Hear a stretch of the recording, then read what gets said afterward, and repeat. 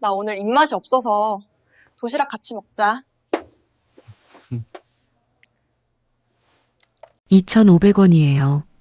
여자는 고개도 들지 않고 김밥 봉투를 내밀었습니다. 20해 전 아무 말 없이 제 빈 도시락통을 채워주던 바로 그 손이었습니다. 그 손이 지금 노점 앞에서 거스름 돈을 건네고 있었습니다. 저는 그 자리에서 움직일 수가 없었습니다. 20해 동안 단 한 번도 잊은 적 없는 그 손을 이렇게 다시 보게 될 줄은 몰랐습니다. 그런데 더 놀라운 건 따로 있었습니다. 그 손목에 20해 전에는 없던 흉터가 남아 있었습니다. 저는 그 흉터가 어디서 생긴 것인지 그날은 알지 못했습니다. 알게 되는 데는 조금 더 시간이 걸렸습니다. 그리고 그 사연을 듣는 순간 저는 그 자리에서 눈물을 참을 수가 없었습니다. 사연 시작 전 구독과 좋아요를 눌러주시고 지금 어디서 이 이야기를 듣고 계신지 댓글로 남겨주세요. 당신의 일상에 평안과 행복이 가득하기를 바라겠습니다. 오늘의 사연 시작합니다. 어느 겨울 인천. 그 아이는 왜 매일 점심시간마다 혼자 사라졌을까요? 성민고등학교 2학년 2반 교실은 12시가 되면 완전히 다른 공간으로 바뀌었습니다. 책상마다 도시락 뚜껑이 열리고 김이 오르고 냄새가 번졌습니다.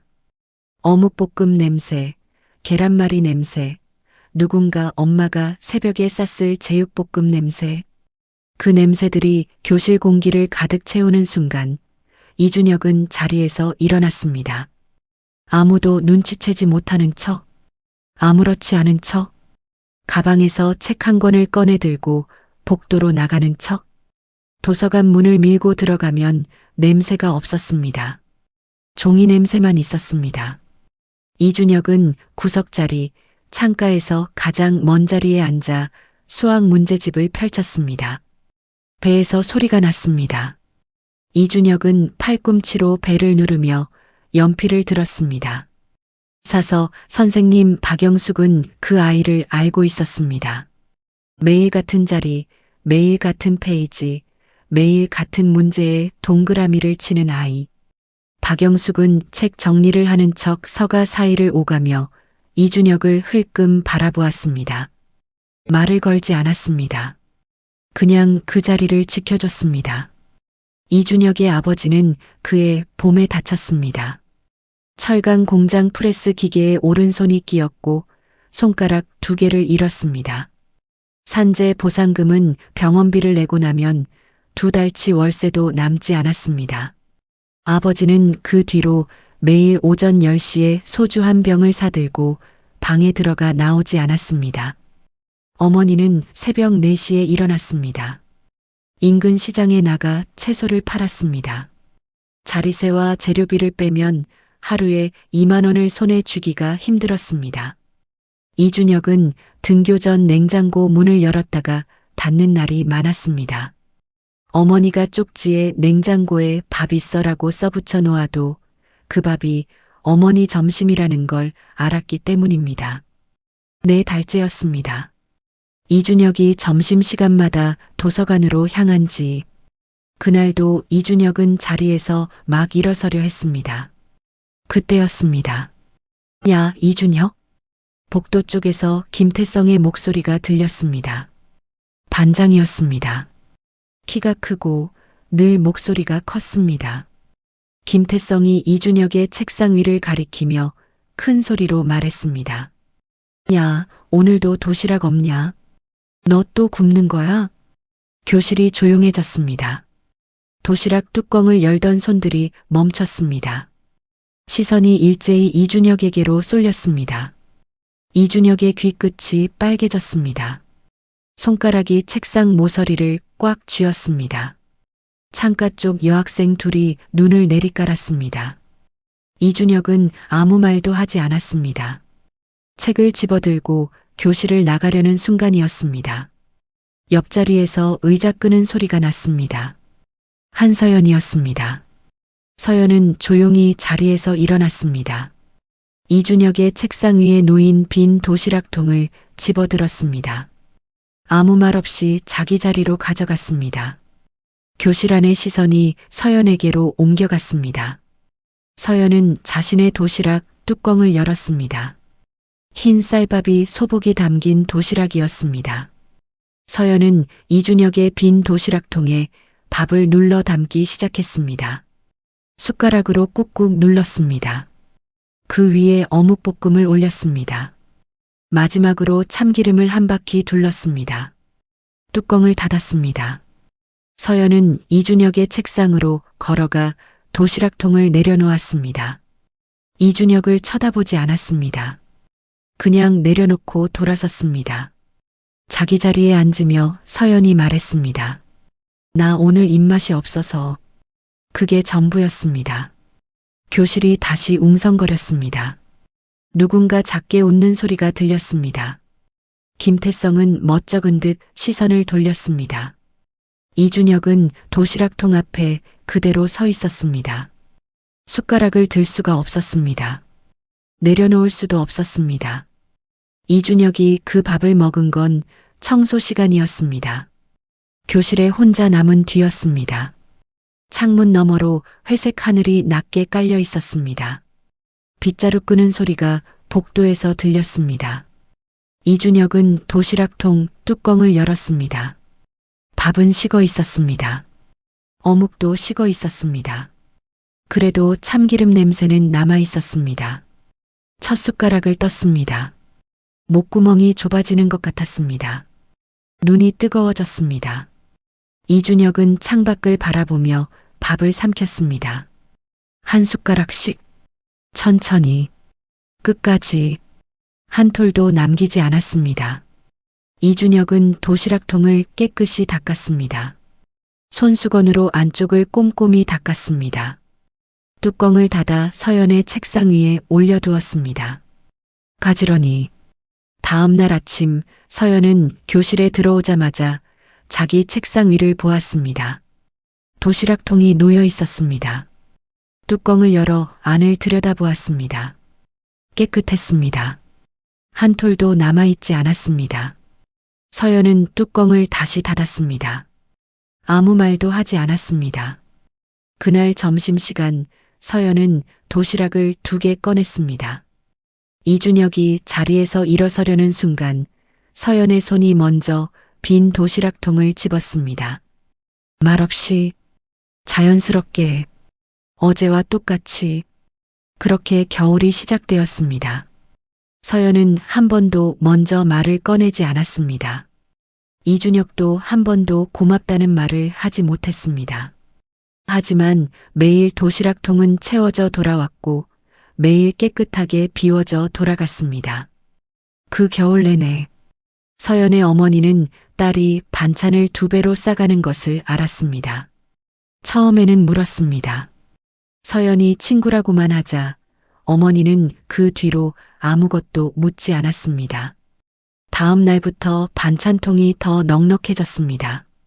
12월이 다 가도록 이준혁은 서연에게 고맙다는 말 한마디를 꺼내지 못했습니다. 쪽지를 썼습니다. 도시락 줘서 고마워. 8글자. 접어서 주머니에 넣었습니다. 졸업식 날 이준혁은 서연을 찾았습니다.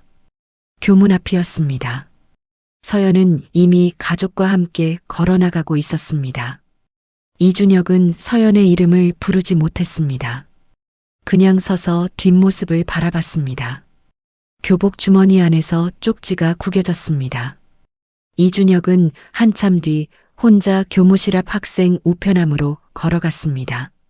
받는 사람 칸에 썼습니다. 2학년 2반 한서연. 보내는 사람 칸은 비워뒀습니다. 그 쪽지를 서연이 받았는지 이준혁은 끝내 알 수 없었습니다. 그렇게 20살의 겨울이 지나갔습니다. 이준혁은 그 이후로도 오래 살아남았습니다. 2번 망하고 3번 다시 시작하면서 버틸 수 없을 것 같은 밤마다 참기름 냄새가 떠올랐습니다. 그 냄새가 그를 다시 숟가락을 들게 만들었습니다. 서연의 얼굴은 시간이 갈수록 흐릿해졌습니다. 하지만 그 손의 움직임만은 지워지지 않았습니다. 밥을 눌러 담던 손, 참기름을 한 바퀴 두르던 손, 아무 말 없이 도시락통을 내려놓던 손. 이준혁은 그 손을 기억하며 22해를 살았습니다. 그 손을 다시 보게 될 거라고는 꿈에도 몰랐습니다. 20해가 지나도 사람은 냄새를 잊지 못한다고 합니다.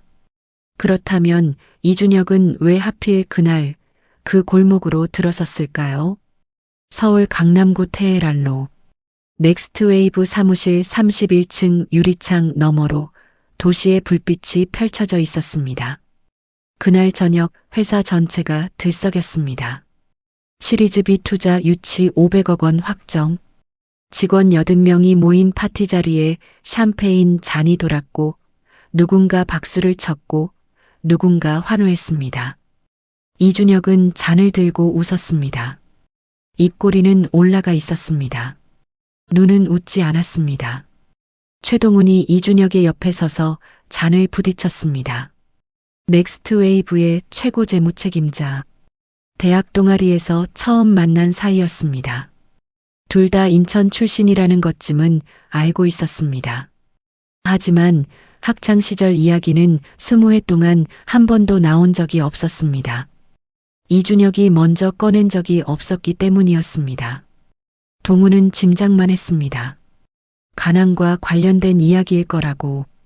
그래서 묻지 않았습니다. 동훈이 잔을 기울이며 말했습니다. 이제 진짜 먹고 살 걱정은 끝난 거야. 이준혁은 잔을 내리며 창밖을 바라봤습니다. 그러게. 파티가 끝난 뒤 이준혁은 혼자 집무실에 남았습니다. 책상 서랍을 열었습니다. 낡은 수첩 하나를 꺼냈습니다. 가죽이 달아 모서리가 해진 수첩이었습니다. 한 페이지를 펼쳤습니다. 세 단어가 적혀 있었습니다. 어묵볶음, 흰 쌀밥, 참기름. 날짜는 첫 번째 창업이 무너진 다음 날이었습니다. 그 아래에는 두 글자가 힘주어 눌려 있었습니다. 다시 시작. 이준혁은 수첩을 덮었습니다. 서랍에 넣지 않고 책상 위에 올려뒀습니다. 다음 날 아침 비서 강미래가 집무실 문을 두드렸습니다. 대표님, 구내식당 오늘 갈비찜이에요. 이준혁은 외투를 집어들며 말했습니다. 괜찮아. 건물 지하 1층 편의점에서 삼각김밥 하나를 사들었습니다. 포장을 뜯으며 엘리베이터를 탔습니다. 강미래가 여러 번 구내식당을 권했지만 이준혁은 매번 이렇게 했습니다. 왜 그런지 스스로도 설명할 수 없었습니다. 그냥 그랬습니다. 그날 오후 동훈이 집무실로 들어와 서류를 펼쳤습니다. 다음 분기 확장 계획서였습니다. 숫자들이 빼곡했습니다.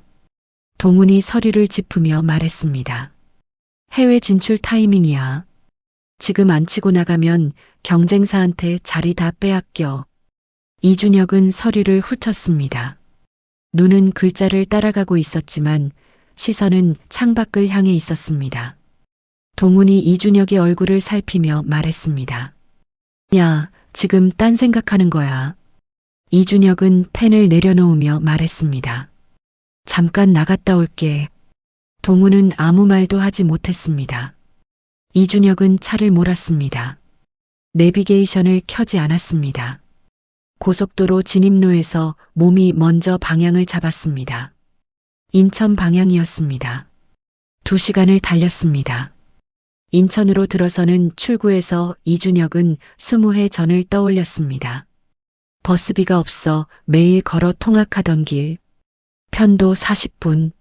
점심 메뉴 광고판을 보지 않으려 고개를 숙이고 걷던 기억. 차가 골목 앞에 멈췄습니다. 성민고등학교 인근 골목이었습니다. 학교 담장은 새 것이었습니다. 건물도 리모델링이 되어 있었습니다. 하지만 골목 입구 미용실 간판은 20해 전 그대로였습니다. 빛이 바랜 파란 글씨. 이준혁은 차 안에서 한동안 그 간판을 바라봤습니다. 차에서 내렸습니다. 골목을 천천히 걸어 들어갔습니다. 겨울 초입에 찬 공기가 볼을 건드렸습니다. 발밑에서 마른 낙엽이 바스락거렸습니다. 그때 냄새가 왔습니다. 어묵 냄새였습니다. 참기름 냄새였습니다. 이준혁의 발이 느려졌습니다. 골목 안쪽에 파란 천막이 보였습니다. 천막 아래 한 여자가 등을 보이고 있었습니다. 손이 쉬지 않고 움직이고 있었습니다. 김밥을 마는 손이었습니다. 이준혁은 걸음을 멈췄습니다. 손이었습니다. 얼굴이 아니었습니다. 손의 움직임이 먼저였습니다. 반찬을 도시락통에 담던 그 리듬, 참기름을 한 바퀴 두르던 그 손목의 각도, 숨이 잠깐 멎는 것 같았습니다. 여자 옆 플라스틱 의자에 아이가 앉아 있었습니다. 8살쯤 되어 보이는 아이였습니다. 공책을 무릎에 올려놓고 그림을 그리고 있었습니다. 이준혁은 천막 앞으로 걸어갔습니다. 목소리가 나왔습니다. 김밥 하나 주세요. 여자가 고개를 들었습니다. 이준혁은 그 얼굴을 보았습니다. 20해 전 기억 속 얼굴은 이미 흐릿해진 지 오래였습니다. 하지만 손의 리듬이 먼저 와 있었고, 참기름 냄새가 먼저 와 있었고, 목소리가 나오기 전에 이미 무언가가 가슴 안쪽에서 움직이고 있었습니다. 여자가 비닐봉투에 김밥을 담으며 말했습니다. 2,500원이에요. 이준혁은 지갑을 꺼내다 멈췄습니다. 여자의 오른손 손목이었습니다. 소매가 거쳐 있었습니다. 손목에서 팔뚝 안쪽으로 이어지는 흉터가 보였습니다. 오래된 것이었습니다. 색이 주변 피부보다 옅게 발해 있었습니다. 20해 전에는 없던 것이었습니다. 이준혁은 지폐를 건넸습니다. 흉터에서 눈을 떼지 못한 채 여자가 거스름돈을 건네며 말했습니다. 많이 드세요. 그 짧은 인사말이었습니다. 그런데 그 말투였습니다. 그 억양이었습니다. 이준혁의 손끝이 차가워졌습니다. 골목 끝 전봇대 앞에 서서 김밥을 꺼냈습니다. 한 줄을 먹었습니다. 간이 났습니다. 어묵볶음과 비슷한 간이었습니다. 참기름 향이 20해 전 것과 닮아 있었습니다. 완전히 같지는 않았습니다. 그런데 닮아 있었습니다. 이준혁은 골목을 나섰습니다. 한번 뒤를 돌아봤습니다. 여자는 이미 다시 등을 돌리고 있었습니다. 손이 다시 움직이기 시작했습니다. 아이는 그림을 그리고 있었습니다. 차에 올라 시동을 걸었습니다. 끄고 다시 그대로 있었습니다. 핸들 위에 두 손을 올려놓은 채 사이드 미러에 파란 천막이 보였습니다. 손이 쉬지 않고 움직이고 있었습니다. 그날 밤 서울로 돌아와 이준혁은 졸업 앨범을 꺼냈습니다. 오래된 앨범이었습니다. 2학년 2반 단체 사진 페이지를 펼쳤습니다. 한서연의 얼굴을 찾았습니다. 오래 들여다봤습니다. 손의 리듬이 맞았습니다. 참기름 냄새가 맞았습니다. 말투가 맞았습니다. 20해가 지난 그 얼굴이 오늘 골목에서 본 얼굴과 같은 사람이라는 확신이 천천히 그리고 완전히 자리를 잡았습니다. 이준혁은 앨범을 덮었습니다. 수첩을 펼쳤습니다. 어묵볶음, 흰 쌀밥, 참기름, 그 아래에 한 줄을 더 썼습니다. 한서연, 인천, 파란 천막, 그리고 한 가지가 마음에 걸렸습니다. 손목의 흉터였습니다. 20해 전에는 없던 것, 그 흉터가 어디서 생긴 것인지 이준혁은 아직 알지 못했습니다. 그 사람이 다음 날에도 나타났습니다. 그 다음 날에도 우연이라고 하기엔 너무 많이, 너무 같은 시간에 이준혁은 회의 일정 2개를 미뤘습니다. 강미래가 일정표를 들고 집무실 문 앞에 섰을 때 이준혁은 이미 외투를 걸치고 있었습니다. 대표님, 오후 2시에 투자사 미팅이. 이준혁이 외투 단추를 잠그며 말했습니다. 다음 주로 옮겨줘. 강미래는 입을 열었다가 닫았습니다. 골목 입구 편의점에서 커피를 샀습니다. 계산대 앞에서 이준혁의 손이 멈췄습니다. 어묵꼬치 2개가 유리 용기 안에 꽂혀 있었습니다. 의식하지 않았습니다. 그냥 집었습니다. 계산을 마치고 나서야 손 안에 어묵이 들려 있다는 걸 알았습니다. 파란 천막 앞은 전날보다 북적였습니다. 동네 할머니 2분이 봉투를 들고 서 있었습니다. 공사장 인부 3명이 차례를 기다렸습니다. 서연의 손은 쉬지 않았습니다. 김밥을 말고 자르고 봉투에 담고 거스름 돈을 건네고 그 손이 멈추는 일이 없었습니다. 천막 옆에 수아가 앉아 있었습니다. 마스크를 끼고 있었습니다. 공책을 무릎에 올려놓고 연필을 움직이고 있었습니다.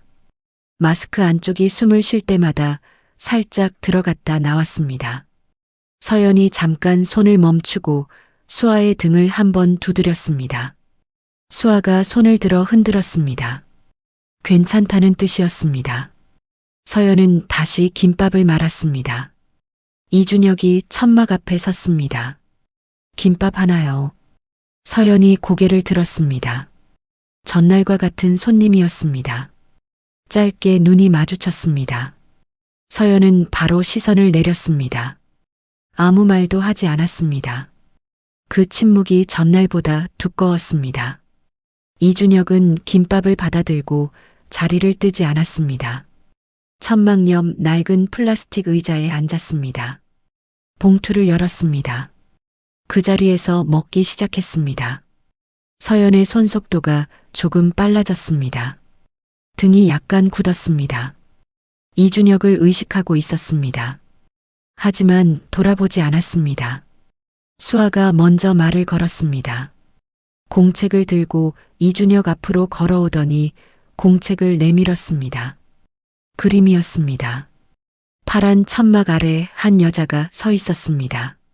옆에 작은 아이가 있었습니다. 여자의 손목에 빨간 선이 그어져 있었습니다. 이준혁이 그림을 들여다보며 물었습니다. 이게 뭐야? 여기 빨간 선. 수아가 마스크 위로 눈을 동그랗게 뜨며 말했습니다. 엄마 손에 있는 거요. 뜨거운 것 때문에 생겼대요. 서연의 손이 잠깐 멈췄습니다. 그리고 다시 움직였습니다. 이준혁은 그 빨간 선을 다시 들여다봤습니다. 수아가 아무렇지 않게 그린 그 선이 20해 전에는 없던 흔적이라는 걸 이준혁은 알고 있었습니다. 이준혁이 수아에게 물었습니다. 그림 그리는 거 좋아해? 수아가 공책을 가슴에 안으며 말했습니다. 사람이요. 특히 밥 먹는 사람. 이준혁이 공책을 넘겨도 되겠냐고 묻자 수아가 건넸습니다. 페이지마다 사람들이 가득했습니다. 밥상 앞에 앉은 사람들, 시장에서 뭔가를 나눠주는 사람들, 국그릇을 두 손으로 감싸준 사람, 어느 페이지에서나 음식이 있었고 사람이 있었습니다. 이준혁은 공책을 덮으며 수아에게 돌려줬습니다. 그날 이후였습니다. 사흘이 지나도 이준혁은 계속 왔습니다. 올 때마다 김밥을 한 줄 샀습니다. 세 번째 날에는 서연이 미리 봉투를 준비해 두고 있었습니다. 네 번째 날 수아가 천막 입구에서 이준혁을 먼저 알아봤습니다. 손을 흔들었습니다. 서연이 그 모습을 보았습니다. 이준혁과 눈이 마주쳤습니다. 서연이 짧게 눈인사를 했습니다. 처음이었습니다. 이준혁이 의자에 앉아 김밥을 먹는 동안 수아가 옆에 와 앉았습니다. 수아가 핸드폰을 가리키며 물었습니다. 아저씨, 저 저장해도 돼요? 이준혁이 핸드폰을 건넸습니다. 수아가 번호를 눌렀습니다. 이름 칸에 수아라고 썼습니다. 저장 버튼을 눌렀습니다. 서연은 그 장면을 등 뒤로 보고 있었습니다. 제지하지 않았습니다. 다시 손을 움직였습니다. 그날 이준혁은 10,000원을 내고 거스름 돈을 받지 않았습니다. 골목 끝을 돌아 나가는데 서연이 뒤에서 불렀습니다. 거스름 돈이었습니다. 이준혁은 이미 골목 모퉁이를 돌고 있었습니다. 서연은 입을 다물었습니다. 서울로 돌아오는 차 안에서 이준혁은 동창회 단체 대화방을 열었습니다. 한서연을 검색했습니다. 연락처가 없었습니다. 2학년 2반 동창 몇 명에게 개인 메시지를 보냈습니다. 한 명이 답했습니다. 결혼했다가 이혼했다고 들었다고. 나머지는 모른다고 했습니다. 이준혁은 핸드폰을 내려놓고 앞을 바라봤습니다. 며칠 동안 쌓인 것들이 있었습니다. 손의 리듬, 참기름 냄새, 말투와 억양. 그것들이 모여서 이준혁 안에 하나의 확신으로 굳어지고 있었습니다. 다음 날 이준혁은 비서 강미래를 불렀습니다. 인천 중구 이 골목 일대 재개발 계획서 있으면 가져와줘. 강미래가 다음 날 서류를 들고 왔습니다. 이준혁은 서류를 폈습니다. 해당 구역, 재개발 구역 지정, 6개월 전, 노점 6개 철거 대상, 보상금 노점당 300만 원, 철거 예정일. 이준혁은 날짜를 손가락으로 짚었습니다. 2달 뒤였습니다. 서류를 덮었습니다. 수첩을 꺼냈습니다.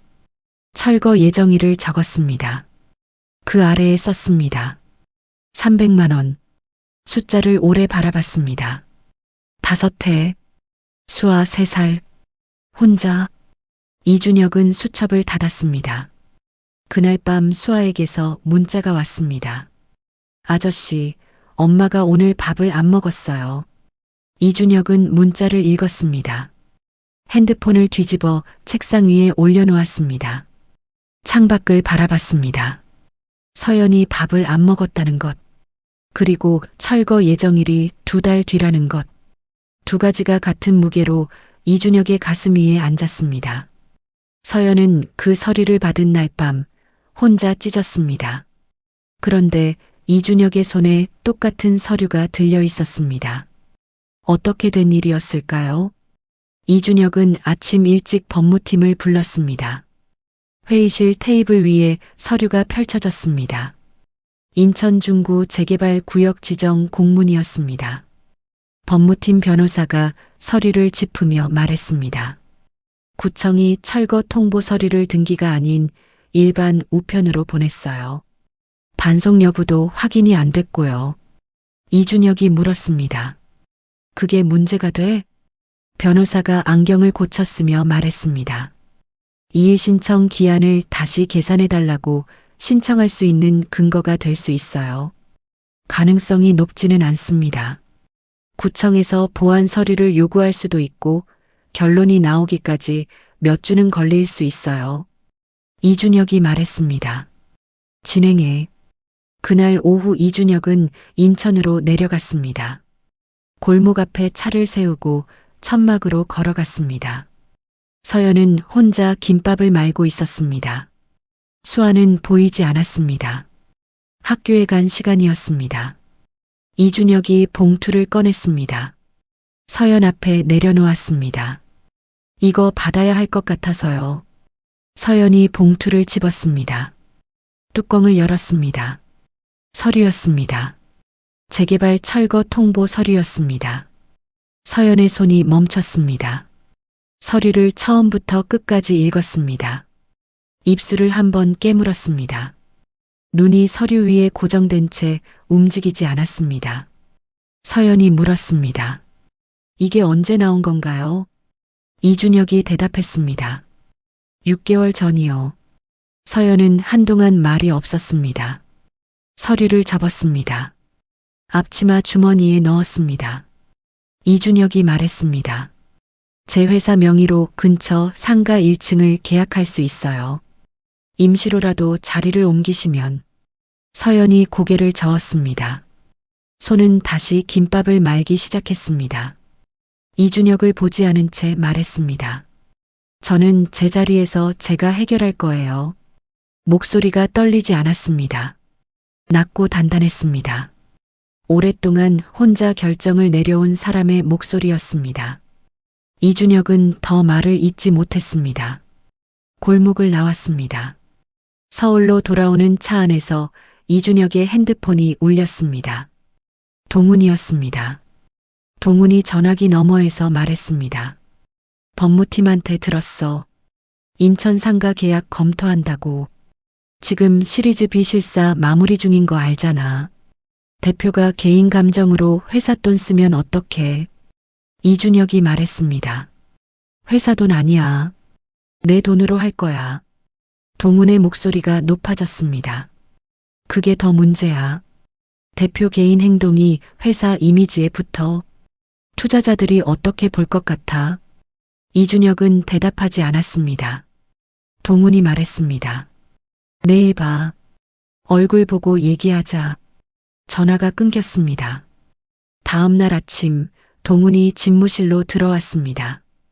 A사 2장짜리 서류를 책상 위에 올려놓았습니다. 리스크 분석 보고서였습니다. 항목이 빼곡했습니다. 동훈이 서류를 짚으며 말했습니다.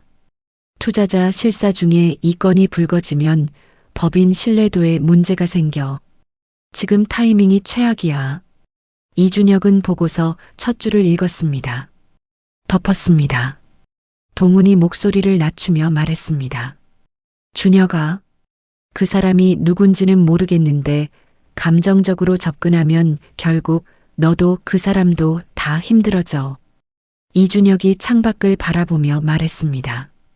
동훈아, 나 대학 들어가기 전까지 매일 굶었어. 동훈이 말을 멈췄습니다. 점심시간마다 도서관에 숨었어. 도시락이 없으니까. 냄새가 무서워서. 그 겨울에 옆자리 애가 내 빈 도시락통을 가져다가 자기 반찬을 나눠 담아줬어. 한마디도 없이 4달 내내. 집무실 안이 조용해졌습니다.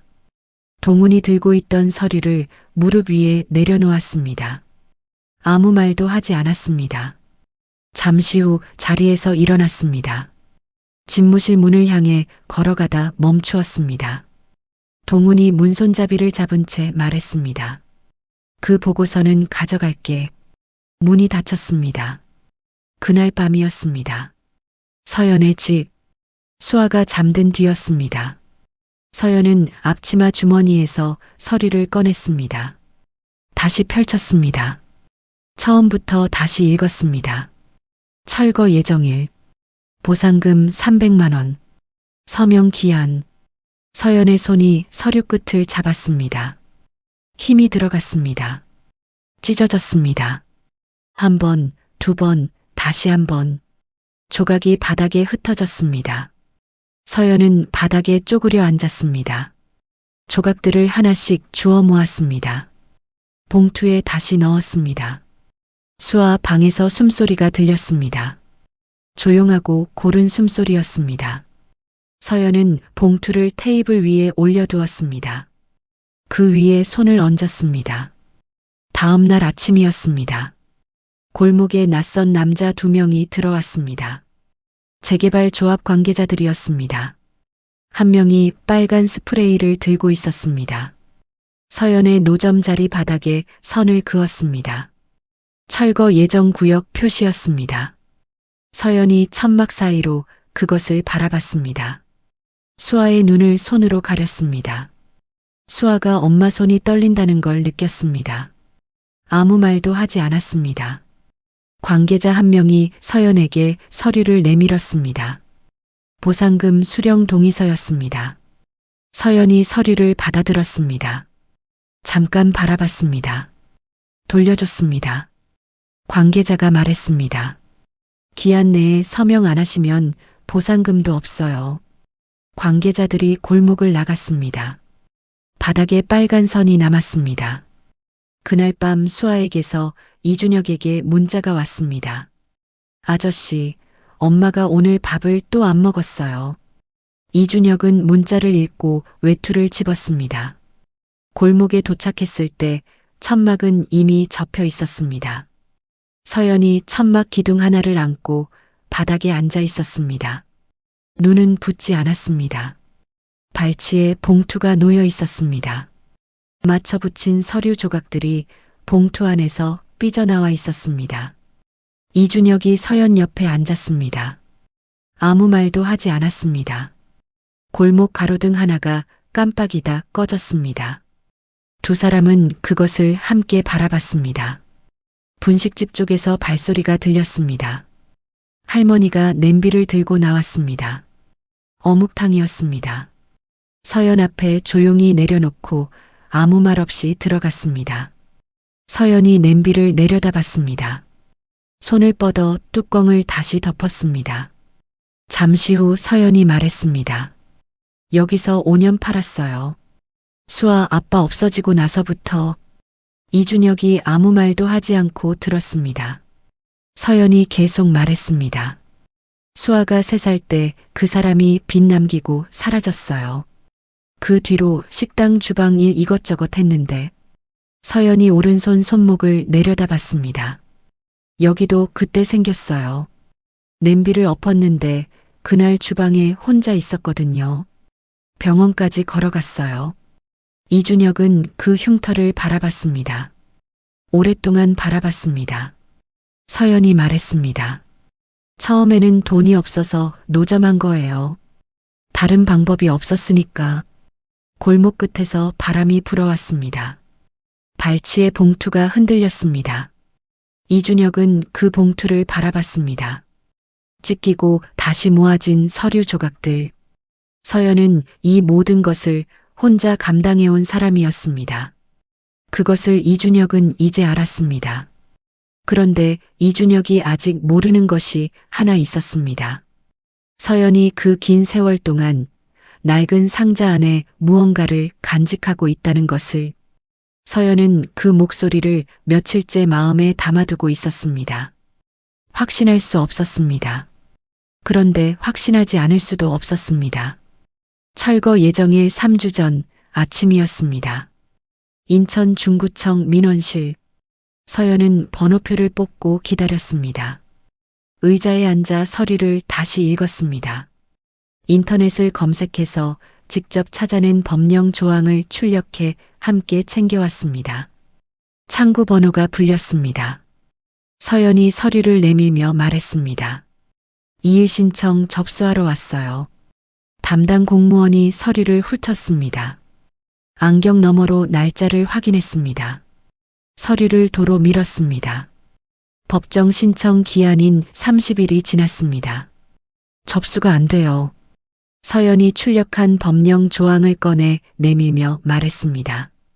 여기 보면 통보 방식에 문제가 있을 때는 기한을 다시 계산할 수 있다고 나와 있어요. 공무원이 서류를 바라봤습니다. 한번 훑었습니다. 도로 밀었습니다. 법령 해석은 저희 소관이 아닙니다. 서연은 자리에서 일어나지 않았습니다. 30분을 더 앉아 있었습니다. 같은 대답이 돌아왔습니다. 서연이 민원실을 나왔습니다. 건물 계단을 내려갔습니다. 같은 시각 병원이었습니다. 소아청소년과 진료실. 수아가 침대에 앉아 있었습니다. 담당 의사가 청진기를 수아의 등에 대고 호흡 소리를 들었습니다. 의사가 서연에게 말했습니다. 많이 나빠졌어요. 겨울 되기 전에 환경을 바꿔주셔야 해요. 먼지랑 연기가 있는 곳은 안 됩니다. 서연이 물었습니다. 얼마나 심한 건가요? 의사가 말했습니다. 이대로 두면 겨울 넘기기 힘들 수 있어요. 서연은 소견서를 받아들었습니다. 진료비 영수증과 함께 손가방에 밀어 넣었습니다. 진료실 문을 나왔습니다. 복도 끝 창가에 섰습니다. 영수증을 꺼내 들여다봤습니다. 손가방 안에서 구청 서류와 소견서가 같은 칸에 구겨져 있었습니다. 수아가 서연의 손을 잡았습니다. 엄마, 나 괜찮아. 서연은 수아의 손을 꼭 쥐었습니다. 아무 말도 하지 않았습니다. 구청 앞 계단이었습니다. 서연이 계단을 내려오고 있었습니다. 고개를 숙인 채였습니다. 한 손에 서류 봉투가 들려 있었습니다. 계단 아래 누군가 서 있었습니다. 이준혁이었습니다. 서연이 계단을 다 내려왔을 때 이준혁이 앞에 섰습니다. 서연의 표정이 흔들렸습니다. 눈가가 조금 풀렸습니다. 그리고 다시 굳었습니다. 3초였습니다. 이준혁은 그 3초를 놓치지 않았습니다. 이준혁이 봉투를 꺼내 내밀었습니다. 서연의 가게 이전 비용과 보증금 전액을 지원하겠다는 내용이 담긴 제안서였습니다. 서연은 봉투를 바라봤습니다. 열지 않았습니다. 도로 밀었습니다. 서연이 말했습니다. 저를 불쌍하게 보지 마세요. 이준혁이 아무 말도 하지 못했습니다. 서연이 걷기 시작했습니다. 2걸음쯤 갔을 때 멈췄습니다. 뒤를 돌지 않았습니다. 서연이 말했습니다. 이걸 받아버리면 제가 5년 동안 버텨온 방식이 무너져요. 잠깐 침묵이 흘렀습니다. 서연이 다시 말했습니다. 제가 당신한테 도시락통을 채워줬던 게 맞죠? 이준혁의 발이 굳었습니다. 이준혁이 물었습니다. 어떻게 알았어요? 서연이 짧게 말했습니다. 목소리요. 그리고 걸어갔습니다. 이준혁은 그 자리에 서서 서연의 뒷모습을 바라봤습니다. 움직일 수가 없었습니다. 목소리. 며칠이었습니다. 처음 김밥을 샀던 날부터 서연은 그 목소리를 마음에 담아두고 있었던 것이었습니다. 버스 정류장이었습니다. 서연이 의자에 앉아 버스를 기다렸습니다. 무릎 위에 손가방을 올려놓았습니다. 봉투를 받지 않은 손을 내려다봤습니다. 버스가 왔습니다. 서연이 올라탔습니다. 창가 자리에 앉았습니다. 창밖을 바라봤습니다. 구청 건물이 멀어졌습니다. 그날 밤이었습니다. 서연의 집 안방. 수아가 먼저 잠들었습니다. 서연은 방 안쪽 깊숙이 있는 선반으로 걸어갔습니다. 상자 하나를 꺼냈습니다. 낡은 상자였습니다. 모서리가 눌려 있었습니다. 뚜껑을 열었습니다. 졸업사진이 있었습니다. 일기장이 있었습니다. 그리고 쪽지 한 장이 있었습니다. 누렇게 바른 종이였습니다. 학교 학생 우편함에서 꺼낸 것이었습니다.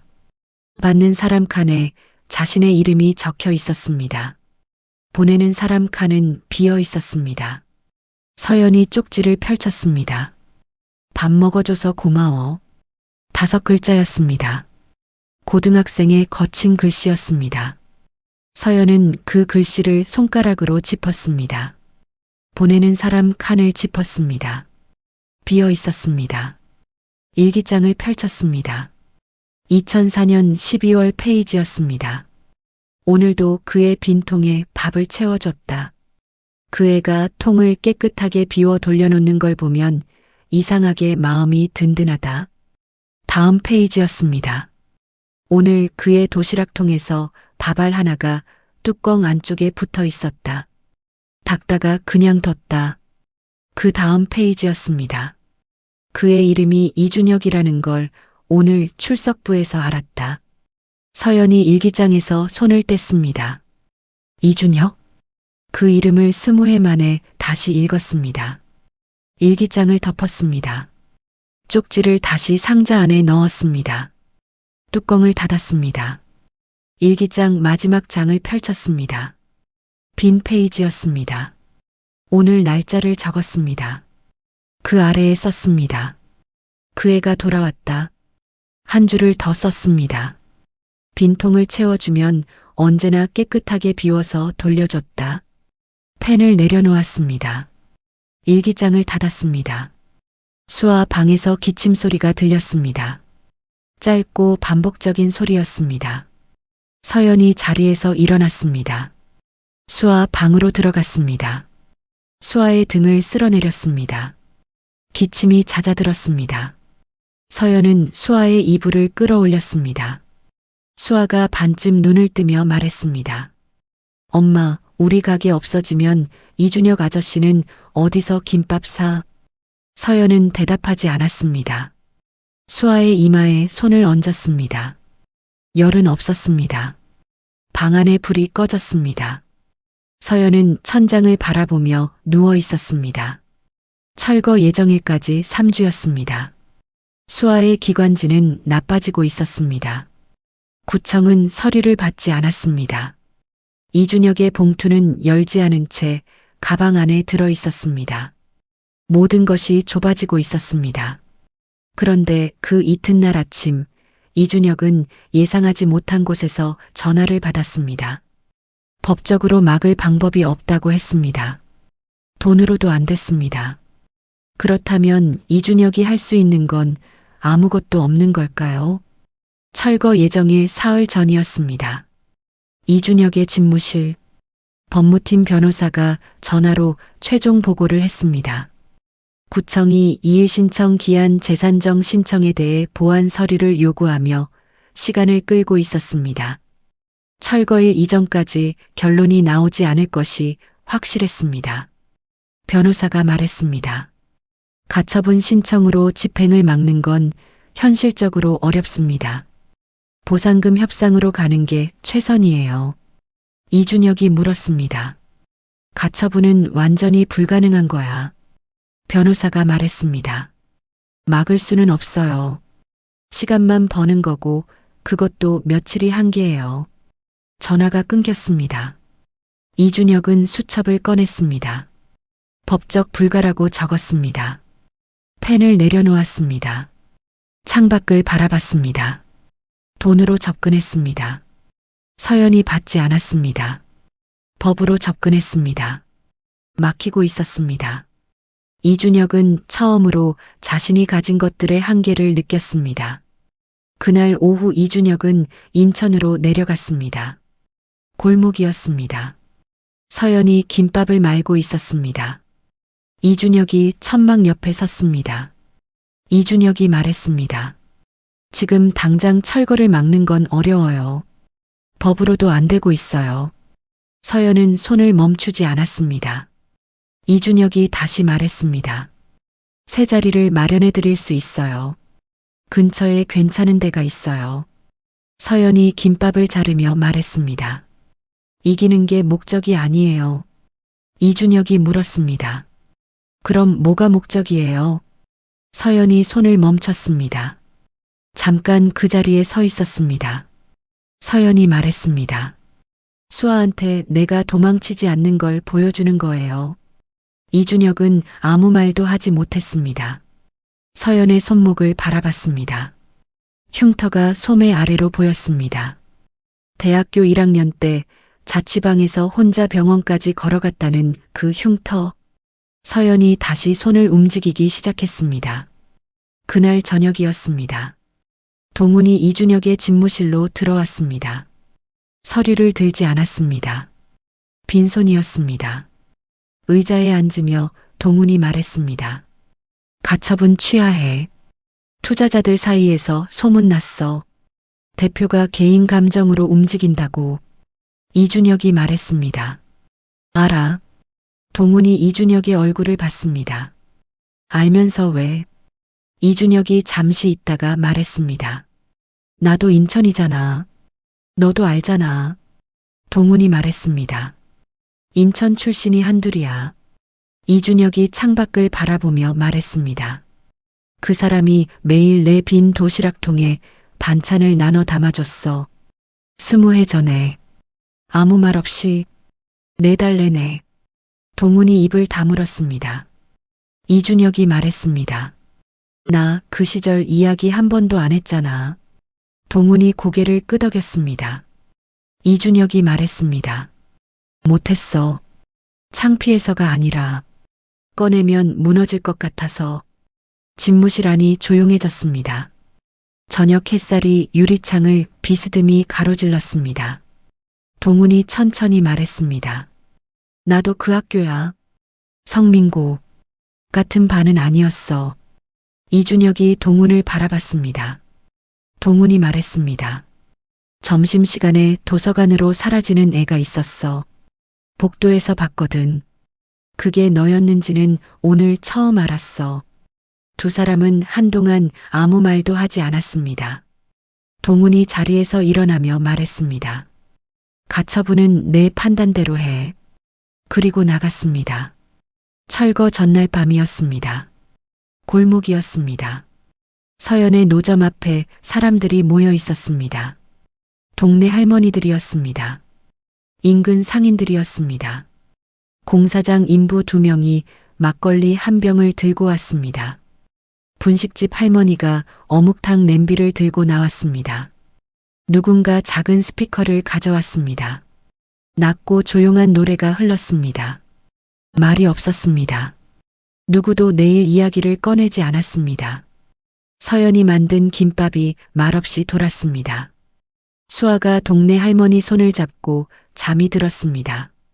이준혁이 천막 한켠에 앉아 그것을 바라봤습니다. 5년이었습니다. 서연이 이 골목에서 쌓아온 것들이 눈앞에 있었습니다.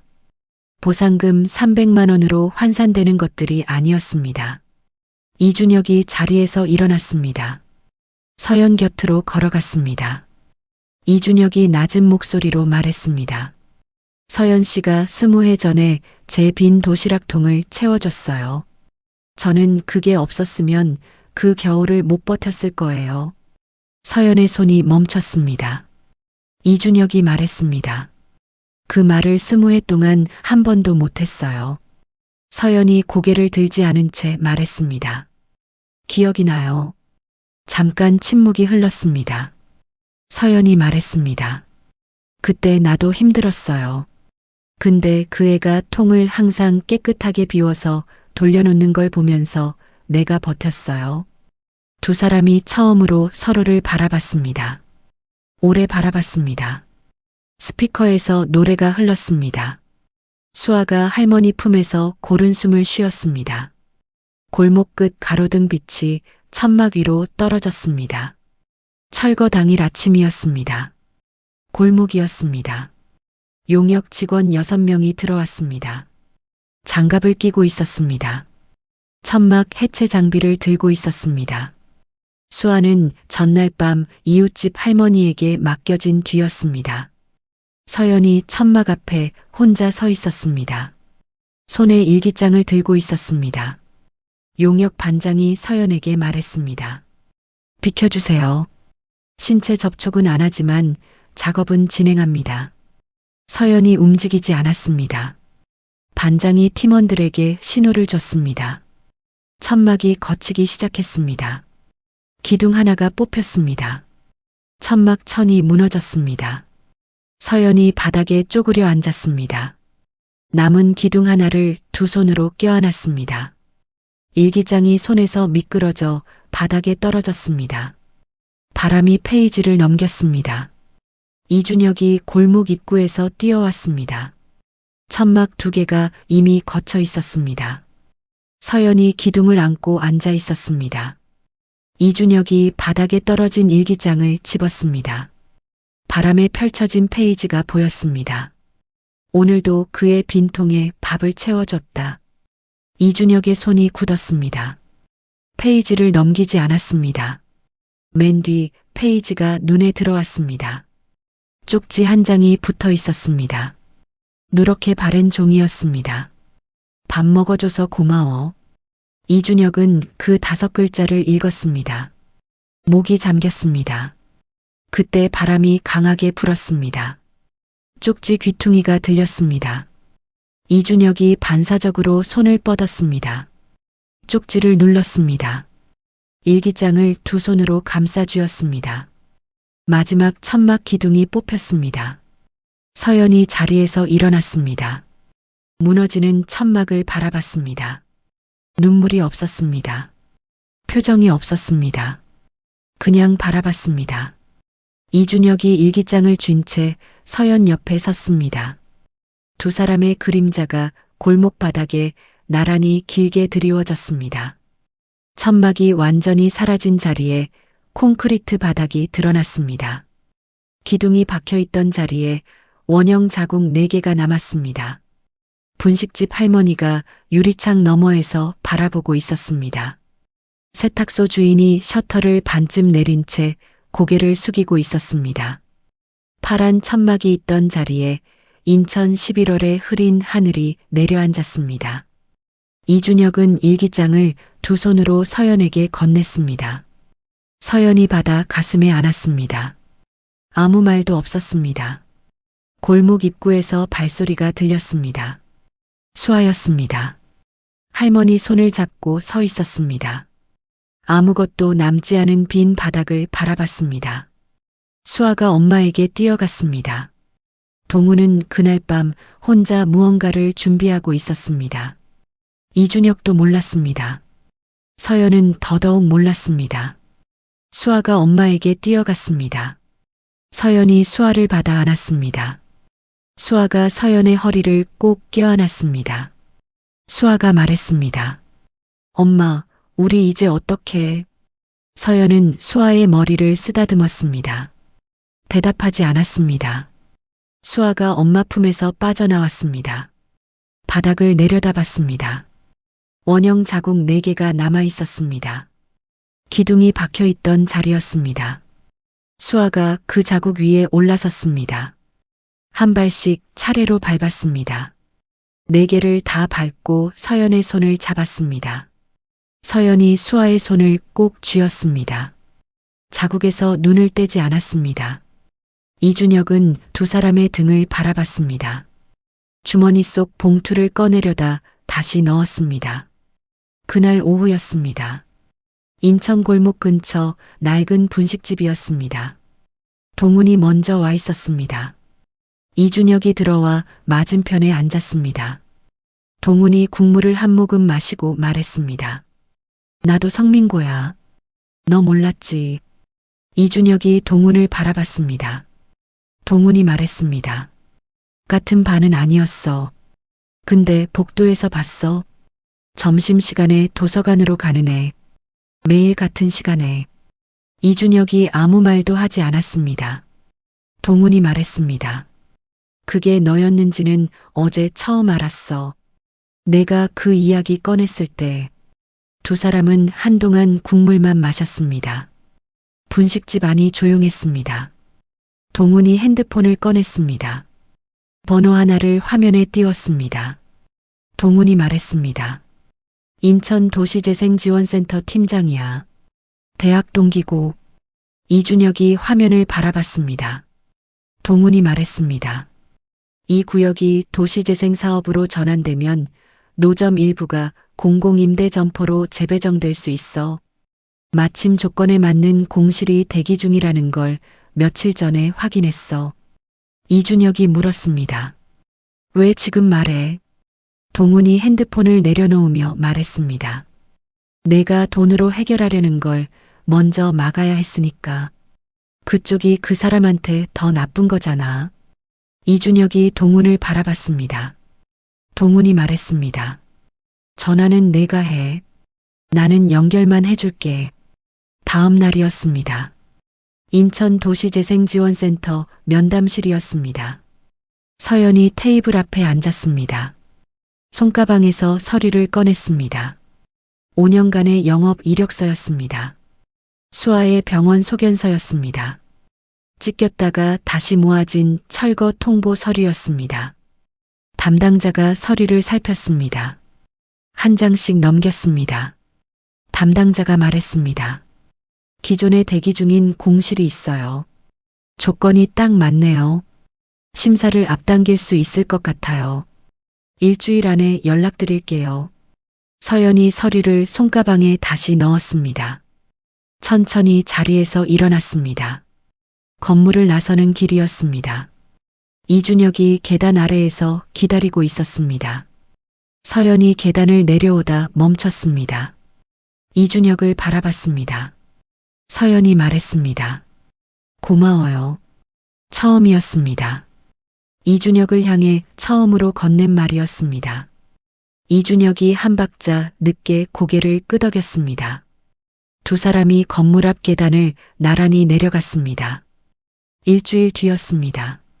서연의 핸드폰에 문자가 왔습니다. 도시재생지원센터였습니다. 공공임대 점포 1순위 배정 통보였습니다. 기존 골목에서 2블록 떨어진 새 건물 1층이었습니다.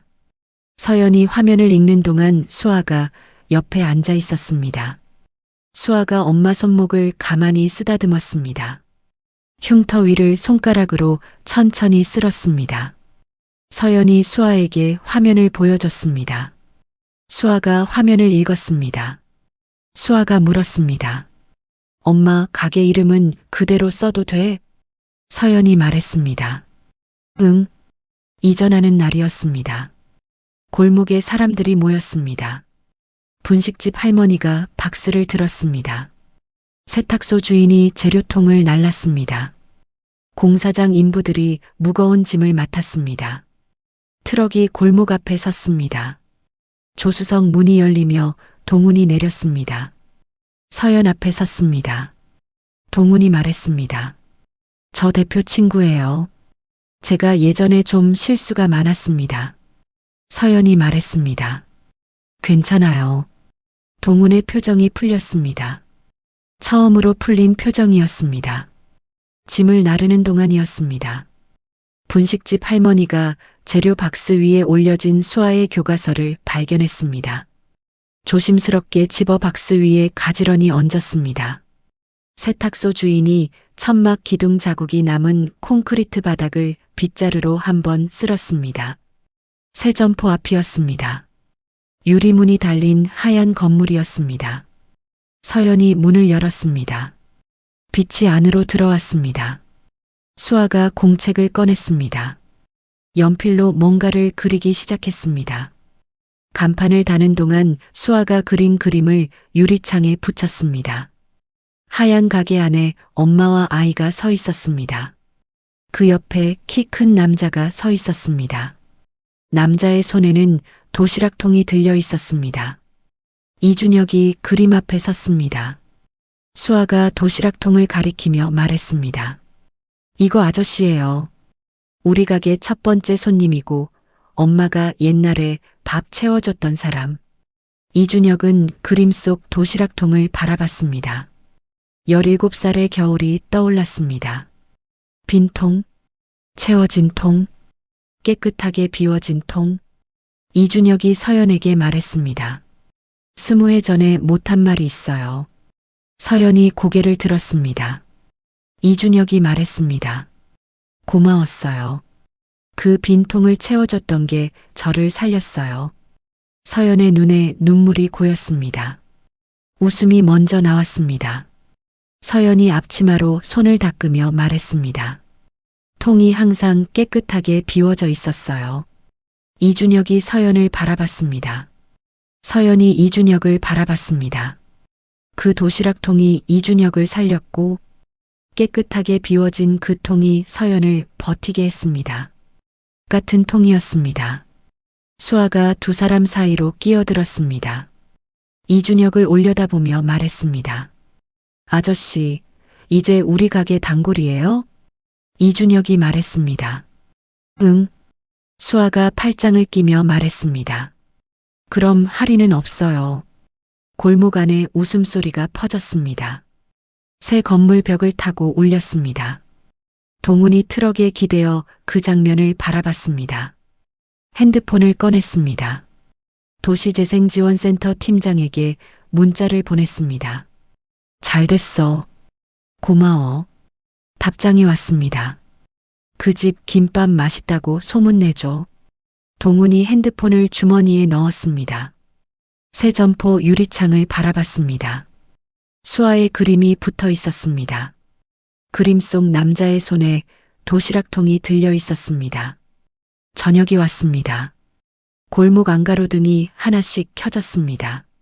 서연이 새 가게 안에서 내일 아침 재료 손질을 시작했습니다. 도마 위에서 칼이 움직이는 소리가 났습니다. 참기름 냄새가 새 가게 안에 퍼졌습니다. 이준혁이 골목 입구에서 불이 켜진 가게 안을 한번 바라봤습니다. 서연의 손이 움직이고 있었습니다. 발걸음을 돌렸습니다. 6개월이 지났습니다. 서연은 여전히 오전 6시에 나왔습니다. 그리고 이준혁은 여전히 매주 화요일에 왔습니다. 인천 서연 김밥. 새 점포 유리창으로 아침 햇살이 들어왔습니다. 서연이 도마 위에서 재료를 손질했습니다. 칼이 움직이는 소리가 고요한 가게 안을 채웠습니다. 참기름 뚜껑을 열었습니다. 냄새가 퍼졌습니다. 개업 6개월 만에 점심시간 대기줄이 골목밖까지 이어졌습니다. 인천 지역 맘카페에 소문이 났습니다. SNS에 사진이 올라왔습니다. 서연은 그것을 몰랐습니다. 오전 6시에 나와서 오후 2시에 문을 닫는 루틴이 전부였습니다. 파란 천막대와 똑같았습니다. 보조 아르바이트를 구하라는 말을 여러 번 들었습니다. 서연은 매번 미뤘습니다. 혼자 하는 방식이 몸에 배어 있었습니다. 다른 방식이 낯설었습니다. 가게 벽에 그림이 붙어 있었습니다. 수아가 그린 것이었습니다. 하얀 가게 안에 엄마와 아이가 서 있었습니다. 옆에 키 큰 남자가 도시락통을 들고 있었습니다. 그 옆에 새 그림이 하나 더 붙었습니다. 수아가 최근에 그린 것이었습니다. 담임 선생님이 수아의 그림을 교내 전시에 선정했습니다. 공간과 사람을 바라보는 시선이 남다르다고 했습니다. 서연은 그 종이를 받아 가게 벽에 붙였습니다. 아무 말 없이 수아의 기관지는 좋아졌습니다. 실내로 자리를 옮기고 2달 만이었습니다. 담당 의사가 진료 간격을 늘려도 된다고 했습니다. 서연이 병원을 나오며 예약 카드를 지갑에 넣었습니다. 카드가 얇아졌습니다. 화요일 아침이었습니다. 이준혁이 가게 문을 열고 들어왔습니다. 서연이 뒤를 돌지 않고 말했습니다. 오늘 참기름 새로 왔어요. 이준혁이 카운터 앞 의자에 앉았습니다. 노트북을 열었습니다. 서연이 김밥을 말았습니다. 이준혁이 화면을 바라봤습니다. 말이 없었습니다. 불편하지 않았습니다. 서연은 화요일마다 이준혁이 오기 전에 참기름을 한 번 더 둘렀습니다. 이준혁은 화요일 아침마다 회의 전 인천으로 먼저 차를 돌렸습니다.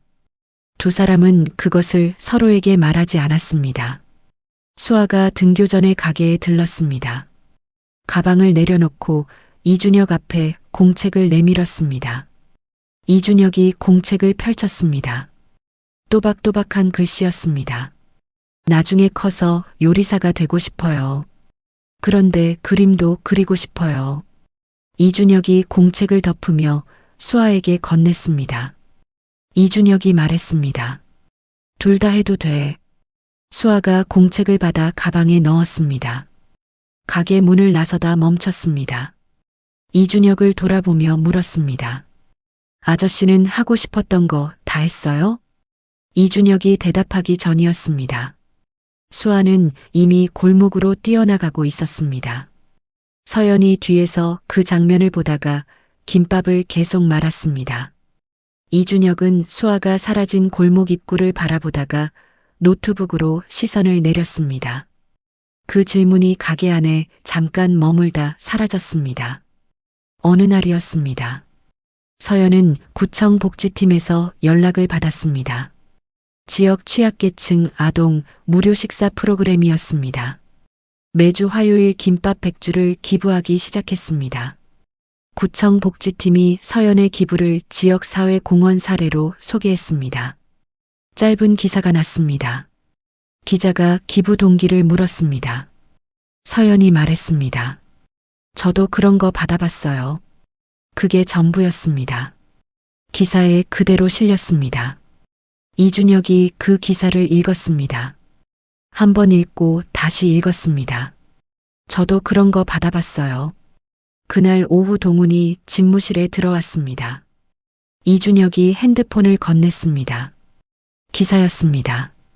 동훈이 읽었습니다. 핸드폰을 내려놓으며 말했습니다. 우리 CSR 예산 일부 여기 붙이자. 이준혁이 말했습니다. 이게 우리가 할 수 있는 일이야.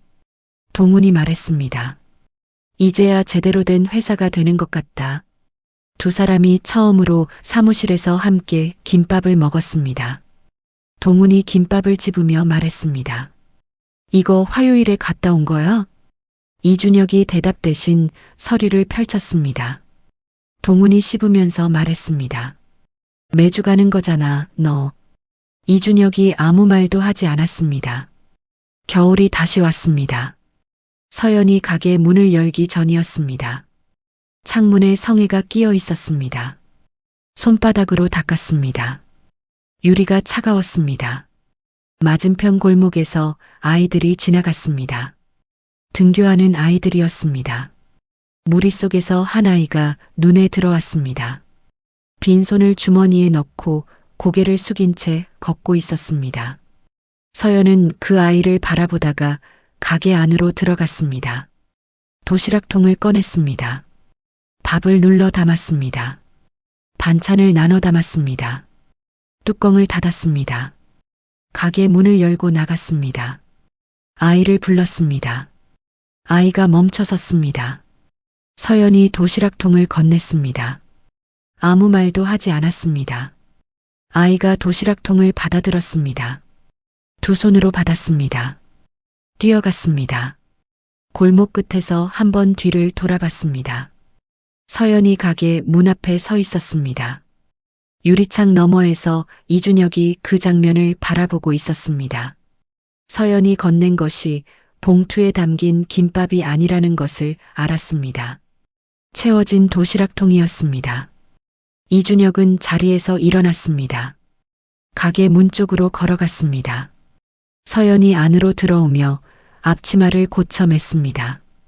두 사람이 나란히 골목 입구를 바라봤습니다.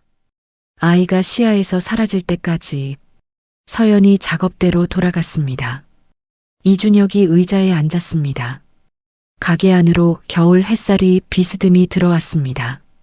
쌀밥 냄새와 참기름 냄새가 섞였습니다. 공기 속에서 천천히 퍼졌습니다. 오후에 수아가 하교하며 가게에 들어왔습니다. 가방을 내려놓았습니다. 가게 벽으로 걸어갔습니다. 새 그림을 꺼냈습니다.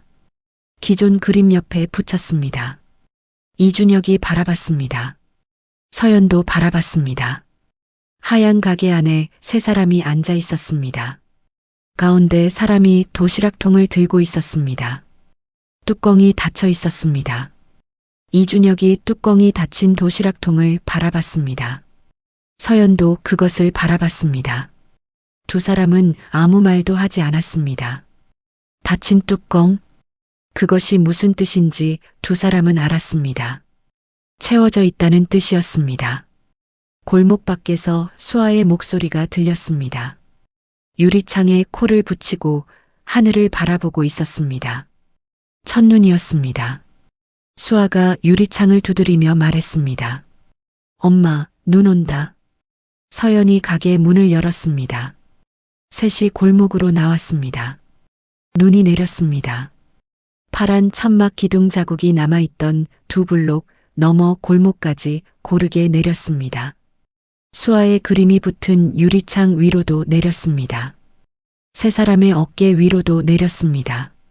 수아가 손바닥을 위로 펼쳤습니다. 눈송이가 손 위에 내려앉았습니다. 녹았습니다. 서연이 그것을 바라봤습니다. 이준혁이 그것을 바라봤습니다. 수아가 말했습니다. 내년에도 김밥 팔아요? 서연이 말했습니다. 응. 눈이 내렸습니다. 셋이 서 있었습니다. 골목이 하얘졌습니다. 가게 안작업대 위에 도시락통이 놓여 있었습니다. 뚜껑이 닫혀 있었습니다. 채워져 있었습니다. 빈 도시락통 하나였습니다. 말 한마디 없이 채워주고 말 한마디 없이 돌려받은 그 통 하나가 두 사람의 20해를 버티게 했습니다. 누군가에게 베푼 작은 온기가 그 사람의 가장 긴 겨울을 통과하게 해준다는 것을 서연은 알지 못했습니다. 이준혁도 그 빚을 어떻게 갚아야 하는지 오래 몰랐습니다. 그런데 결국 두 사람은 알게 되었습니다. 베푼다는 것은 돌아온다는 것. 깨끗하게 비워진 통은 반드시 다시 채워진다는 것. 여러분의 삶에도 그런 통 하나가 있기를 바랍니다. 누군가 말없이 채워준 기억이 있다면 오늘 그것을 다시 떠올려 주세요. 그리고 여러분도 누군가의 빈통을 채워줄 수 있는 사람이기를 바랍니다. 따뜻한 밥 한 끼가 한 사람을 살릴 수 있습니다. 그 사실을 오늘 이 이야기가 전해드렸기를 바랍니다. 이야기를 끝까지 들어주신 분이 계시다면 잘 들었다고 댓글 하나만 남겨주세요. 당신의 오늘을 늘 응원합니다. 감사합니다.